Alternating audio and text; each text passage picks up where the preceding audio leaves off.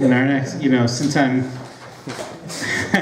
since I'm so free and easy with the slogans and the labeling and the naming, I'm going to introduce our next reader as the Angel of Optimism, Mike G.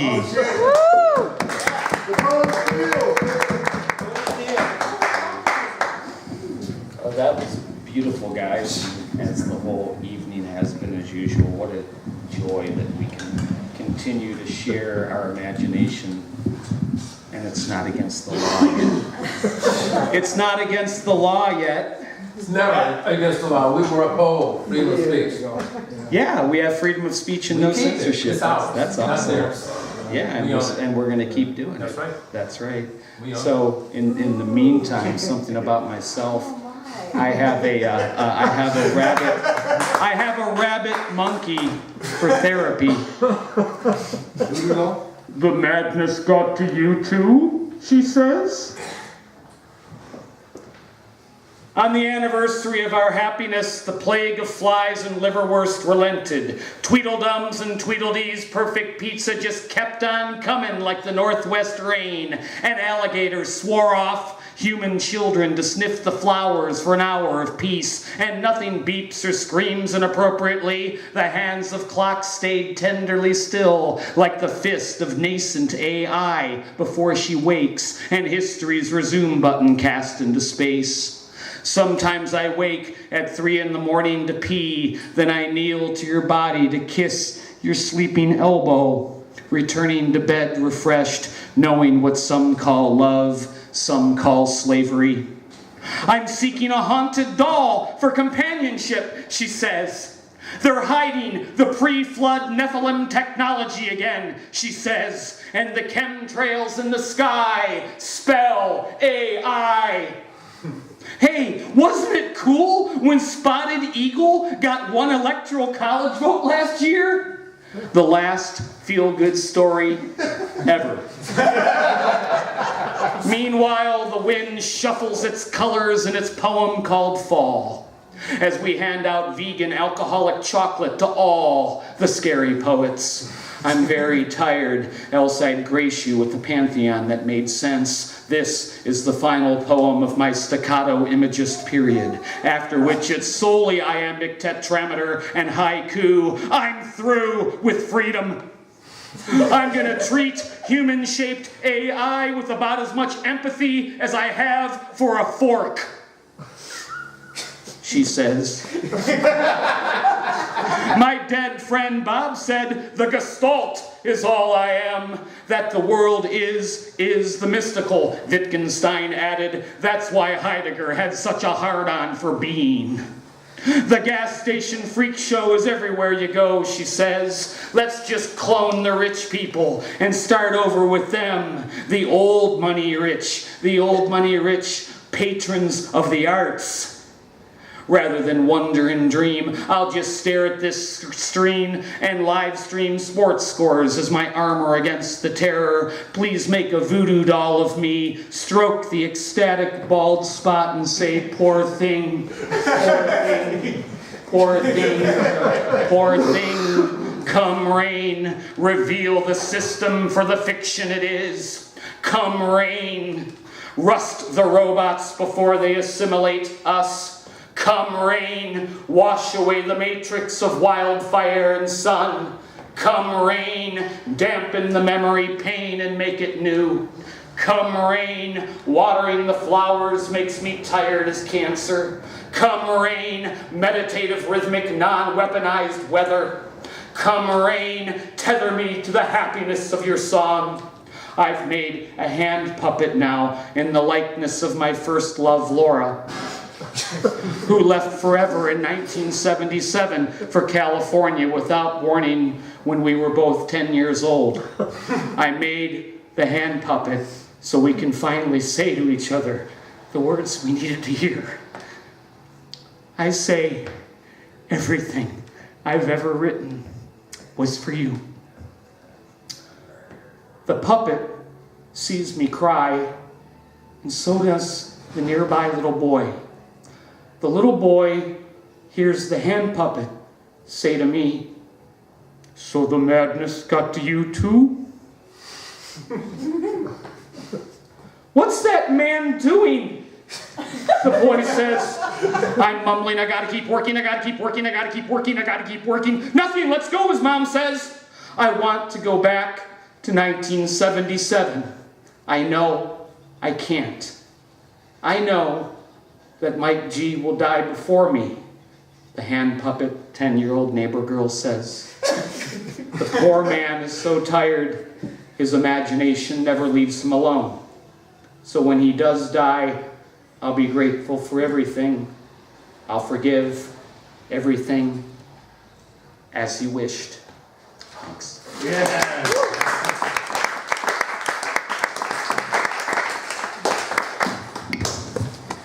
You know, one of the wonderful things about doing this every month is we've gotten to see the 10-year-old neighbor girl grow up and stay exactly the same age.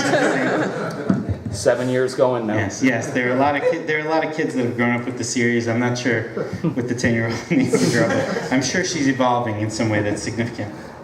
And now we're going to hear again from Bryce Schramm. Come on up, Bryce. All right.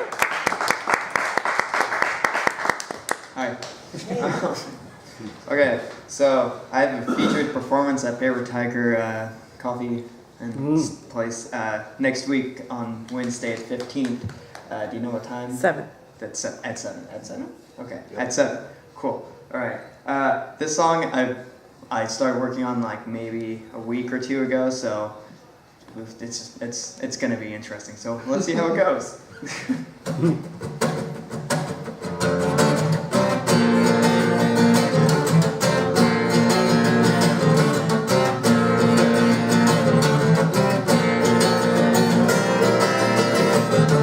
Softly spoken with her eyes in the hair, I still don't know how I feel about it. And she said she doesn't know what to do with her feelings about me. And I told her it will be alright if she just lets it go with time. Just like everything just floats on through. You just gotta let it go through you. And I'll be okay. Just be fine. Just so it's only a matter of time. Oh, everything just has to ease on through. She doesn't know what else to do with you.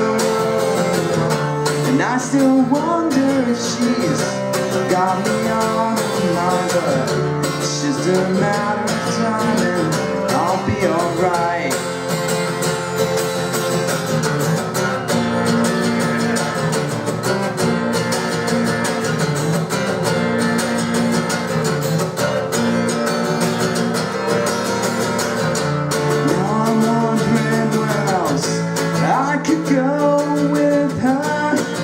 Side in my heart. Do I stay true to myself, or do I start to modify my personality? I guess that's it. That's all I've had to say, but guess there'll be more later on. But fuck it, I'll just go with it. Now you'll see me later with somebody else. And she'll be okay, and I'll be fine. Sooner or later, just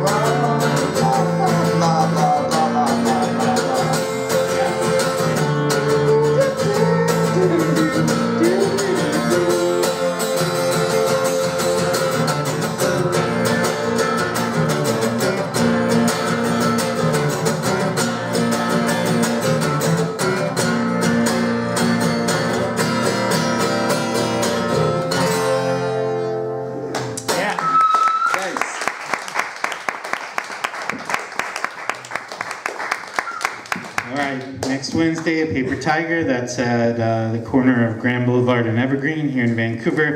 It's also an open mic, so you can bring your poems over there. Oh, thank you.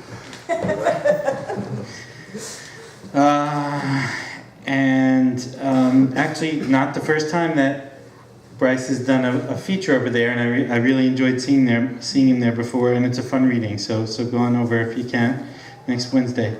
Okay, next we're going to hear from Gary, who's been waiting patiently on the couch. Come on up, Gary. All right.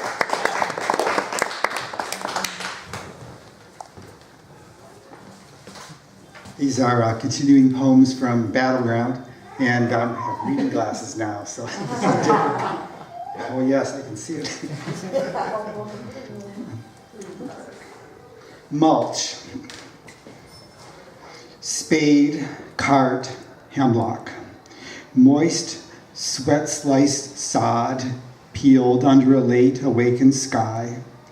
Raven's caw lifts the brow high, then returns to root-ripping cadences, lifting patches of rustling earthworms. Decomposing scents pack damped memories. The subtle creek muses at such effort. Wonderment at the rustling white bench, soon to sit atop fresh mulch. Foster's shade droops across the new patchwork. Throughout summer, we will sit, dangled feet atop this sublime garden plot, while generations of sounds pulse beneath the surface. Mm-hmm. Yeah. Undergrowth. Damp fiddleheads droop along a luminous absinthe trail. Winter's fluttered cloth peels back. Archways of moss drizzle, dangling beneath firs. The river, fresh with snowmelt, foams and breaks along craggy molten rock. While these slushing shoes leave momentary pools in the fleeting twilight.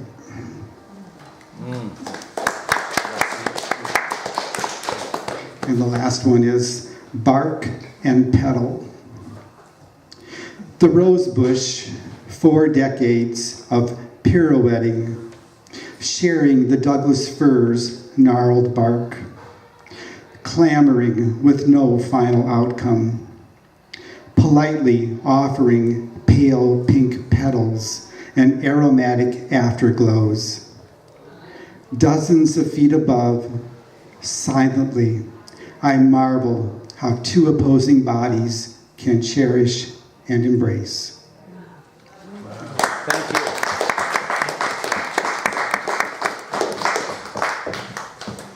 you. Really great. Thank you so much. And please tell your friends in Battleground that we would love to see all of them here at Ghost Town. They've always been welcome. Maybe they just didn't know we were here. You know? Okay, and now this is a person I say without reservation is one of the best dam riders in the Pacific Northwest. Please say good evening to Dennis McBride. Yeah.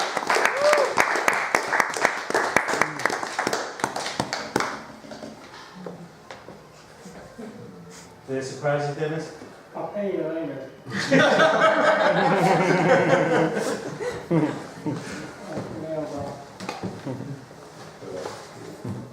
Here he comes, Dennis McBride.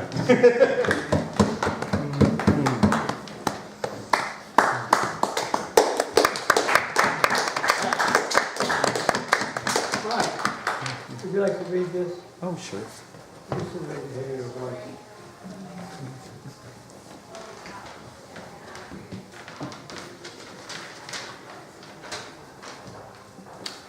Communion.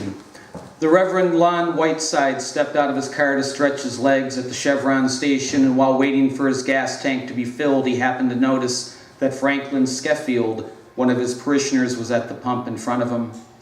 The Reverend casually approached the open window of Mr. Skeffield's car with a smile of friendly recognition, and then opened his mouth to speak, but it was birdsong that came out, precisely the call of the main yellow-breasted thrush warbler.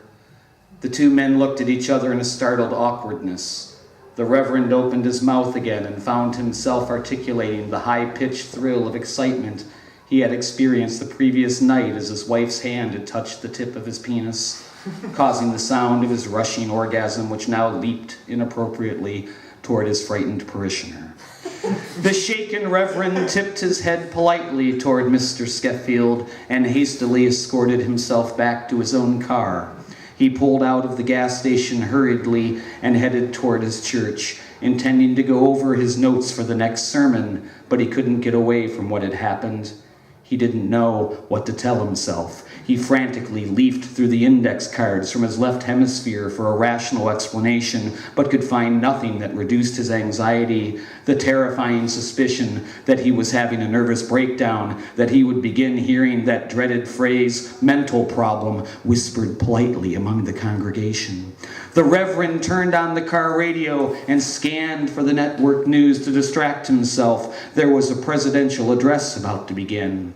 And the president has just entered the room, flanked by his Secretary of State, and is approaching the podium. There was a short silence, and then he heard, "Ladies and gentlemen, the President of the United States." Reverend Whiteside listened through another short silence, and then heard the slight but unmistakable sound of a chuckle come through the radio. It continued and slowly grew into a louder, somewhat awkward, sustained giggle, which then turned into a deep, uncontrolled, bizarre laughter, which grew in pitch and intensity into something maniacal. It had a quality about it that recalled something distant but familiar to the Reverend's startled mind. Then it struck him. It was the full-throated, malicious laughter of the hyena. The radio interrupted with a message about experiencing technical difficulties, and then there was the sound of soothing background music. The Reverend drove right past his church and headed home. He just wanted to crawl into bed with his wife's familiar body. When he arrived home, the lights were out, and he quietly let himself in and then gratefully headed upstairs to their bedroom. He went inside and felt a rush of relief and then excitement at the sight of her laying on her right side, peacefully asleep. He took off his clothes, eased himself under the covers next to her, and placed his arm reassuringly over her, letting his hand fall onto her breast. A slightly muted rumbling sound rose slowly out of his wife, then a harsh, threatening growl, feral, savage, and wild. Reverend Whiteside removed his hand from her breast and turned silently away from her onto his back, trembling, his small king of consciousness shaking on its tiny island. It's Dennis.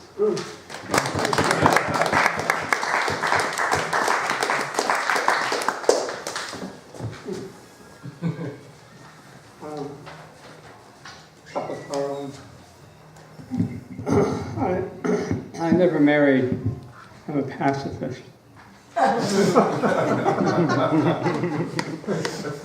God said, can't stand too much virtue in our friends. So it stuck with me. It's called Eve's song. So I told God no. I said, I want to dance with the devil. And I look and I find him in a sex place, skipping. And I asked, may I have this dance? And the answer is, yes, you may. And we twirl and sway and twist and dip and drift. Never have I felt so free.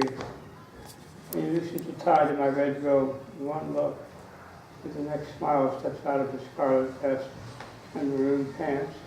We do it right there, between the piles of tobacco and sugar. Heavenly shades of nightfall. Kind of dark.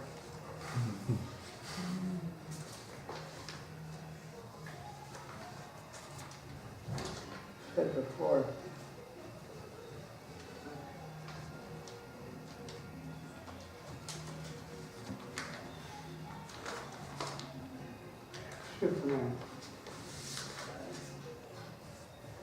Superman. Just suppose I were a poet. I could paint prisons red and gold, give Jesus an erection and a smile, when wild roses into permanence and restore giddy laughter to the dead. Just like putting down my cigarette after my fingers around the pen and loving the paper properly. Skip right past the confession. Our Father in heaven. Go straight to what I know is right. No one can stop.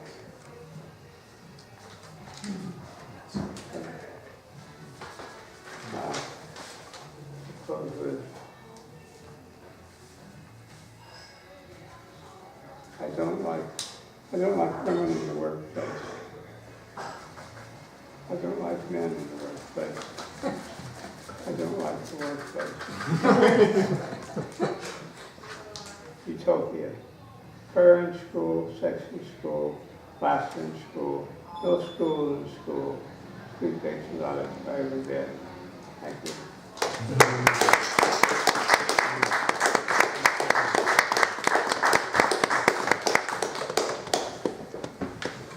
Yeah, it's really cool to hear your stuff read by somebody else. I mean, one of the things you should tell your shy friends who might be thinking about Ghost Town but are not quite ready to commit is that it's a room full of hams who would be happy to take over and pinch read for you.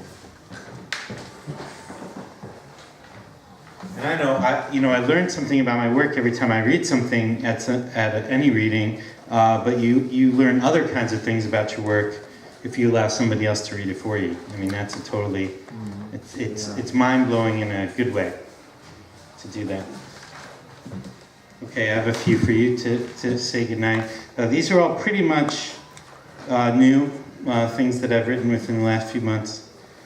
But this one's an old story. Mother's Modigliani. So if you want to see the painting that I'm talking about here, you can see it later. I can show it to you. Mother's Modigliani. The hideous, long-faced woman with the raven on her lap, seated at the top of the stairs, scared the shit out of me. Stared into me with malicious intent each time I passed. It would be many years before she receded into her 2 dimensions, before I realized that she could not leap from our wall to eat me. Yeah, the painting's called Gypsy Woman with Baby, and now when I look at it, I mean, it just is an interesting painting, you know, but back then, it was something else. This is called a supplication. Lord, show me the pudendal cleft gleaming at the part of her hair as she bows to pour herself onto the notebook paper one more time. Heal me, make me a believer.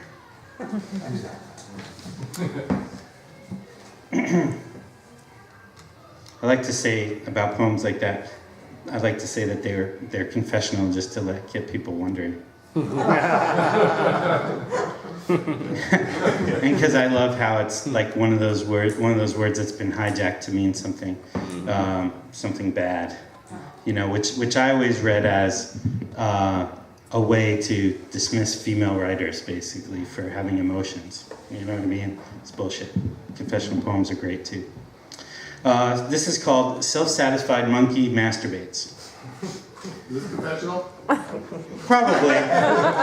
In its way, you can tell me after, I guess, right? I'm not sure about that title. Maybe you'll have another suggestion after you hear it, Ian. Salient screech, dominating drone, ready to lash out, implode perpetually, cure unknown. Send it out, transmit, receive. Habit-forming filibuster, self-imposed. Project forward, look back. Don't do it, it's a trap. Don't think, don't stop. Steel yourself for the breach. Next week, the fissure in your sleep. The breathing in your, don't second-guess the breath. Open instead. Release yourself from the confines of your head. Consider anything else besides the endless, boring stories imprisoned there. Establish and break your own strictures. Transgress habit to let insight in. There is always another way, perhaps several. Always some kind of alternative. Reject this inherited dualism. Throw that off your back. Return to the moment and just be. Yeah. You know, I mean, whatever ends up happening with the title, I think I'm gonna leave masturbates in there because I love that. That's immediately going to alienate, you know, like half of the people in the audience, get them pissed off at me, and then the rest of the poem they're gonna try to figure out what it has to do with masturbation. I love that kind of stuff. It's fun. It's fun to do that to people. Disinvited poetics. Yes, disinvited, right. Yeah, what the joke I used to make was that, and this is when I actually thought I'd be doing a lot of job interviews. Turns out I haven't done a lot of job interviews since being at that school, but the joke I would make is that I was going to spend the rest of my life explaining what that meant. But an interesting piece of history, the Jack Kerouac School of Disembodied Poetics could have been the Gertrude Stein School, but Anne Waldman was overruled because Allen Ginsberg was male and older and more famous than she was. I hope at some point in our poetic history that there will be a Gertrude Stein School. And of course, when I was there, 97 to 99, one of the things Anne did, and I'm assuming still does, is, you know, helping people to understand how great Gertrude Stein was. I mean, barely anyone reads her because she's fucking hard to read. You know, so it's like a service to humanity that Anne Wellman does these like dramatic readings of Gertrude Stein and gets, you know, the students involved with lots of scarves and lamps and stuff, and you leave the school loving Robert Duncan and Ted Bergen and Gertrude Stein. You know what I mean? It's great. So anyway, thank you all for coming. I'll interrupt my own reverie to say thank you for coming and staying for our long evening that we have here. Next reading is December 14th. There's a workshop tomorrow with Julene that you can ask her about or ask us about on your way out. And if you have the time and the inclination to help us stack the wooden chairs, that would help. And make sure you pay your bill before you're out of here and tip them well. And yeah, we'll see you on December 14th. Thanks to that. And thanks again to Julene. Yeah.